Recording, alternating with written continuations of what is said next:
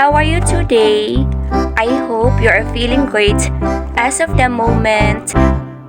To all my beloved viewers, subscribers, and white friends out there, a million thanks everyone. Salamat po sa walang sawa niyong panonood sa aking mga videos. Minamahal ko kayong lahat. Minamahal kita. Minamahal niya po tayong lahat. God is just watching us far from a distance. Happy birthday to all the birthday celebrants out there. Oh, ayan, seryoso po ang birthday girl. Napakaganda po sa lugar na ito. As in, nakalutang po ito sa lawa ng Laguna. Napakalamig po dito. As in, matanggal talaga lahat ng stress mo sa katawan kapag nandito ka po sa lugar na ito. Naging masaya naman po ang aking simple celebration dito sa aming bahay. Nagluto po si mama ng pritong tilapia, ang aking paborito. O diba, napakababaw lang talaga ng happiness ko. And then, adobong manok. At tingnan niyo pagmasdan niyo po ang aking coffee jelly. Wala ka bang napapansin? Tila napalaki po ang pag-slice ko sa mga gulaman, diba? Hindi rin nawawala ang gulaman kapag mayroong simpleng okasyon dito sa amin. Alam mo ba, para sa akin, siomay lang sapat na. As in, sobrang napapasaya talaga ako ng siomay. O diba, birthday ko ngayon, siomay pa din talaga. Maligayang kaarawan sa aking anak. Sana masaya ka sa araw na ito. Gusto ko rin pasalamatan ang lahat ng mga nanonood sa kanya. Mag-ingat kayo lagi. Hello, Beshi. Another year, another video greeting para sa iyo. Happy birthday. Salamat kay Lord kasi sa another year na to, andito pa rin ako para mag-greet sa iyo.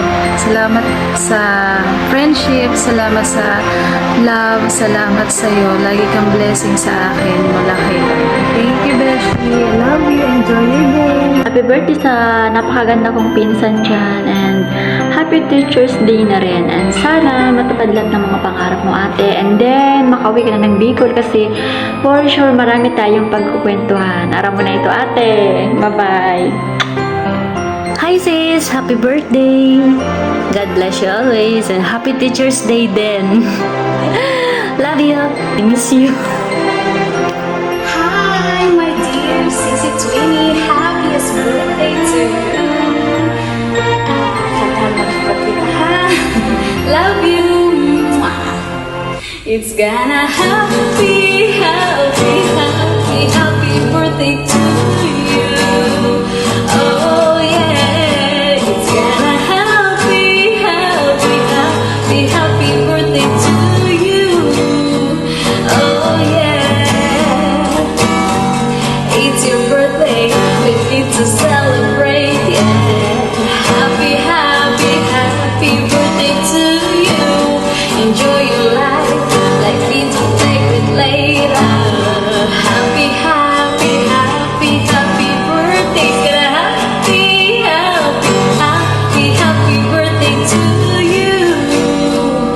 Oh yeah. Again, happy birthday. Love you. Mwah. God bless. Hello, Sis Jen! Wish ko na matupad lahat ng mga pangarap mo sa buhay. Wishing you all the best in life and also more success in the future. Naniniwala ako na talagang magiging successful ka, Sis Jen. Tiwala lang. Yan. Gusto ko ding magpasalamat sa friendship natin dito sa YT World, kahit na hindi tayo pa nagkita sa personal, pero tinuring mo na ako na as in kaibigan mo talaga. Yan. So, sobrang salamat.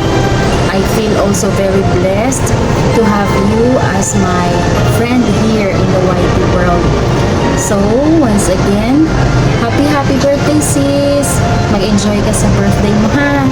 Ayan, ingat ka pa palagi and God bless. Bye-bye! By the way, ang video ko po ngayon ay hindi lamang po tungkol sa aking birthday celebration. Isa na naman pong tagos sa puso na mensahe ng tulang iyong maririnig. Hanggang kailan dapat na lumaban sa mundong ating ginagalawan. Mistulang tayo ay nasa gitna palagi ng isang labanan. Ang sandata ay lakas ng loob at wastong paninindigan at malaking panalig sa may-ari ng sanlibutan.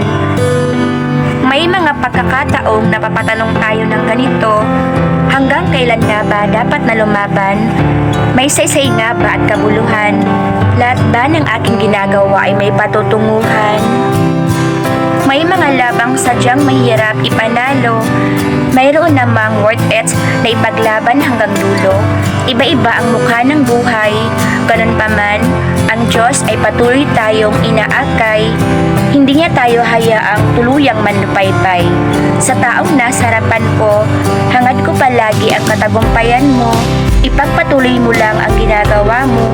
Manalo o matalo man tayo sa hamon ng buhay, ang Diyos ay palaging nakaalalay. Trust and obey, for there's no other way to be happy in Jesus, but to trust and obey. Moral lesson, some people, scenarios, relationships, and material possessions are worth fighting for. Do you agree? On the other hand, when everything falls apart and don't work out anymore, let us put our hands off the steering wheel and let His will be done. Psalm 118 verse 8, it is better to trust in the Lord than to put confidence in man. Bye everyone! Mag-iingat po kayo palagi ha!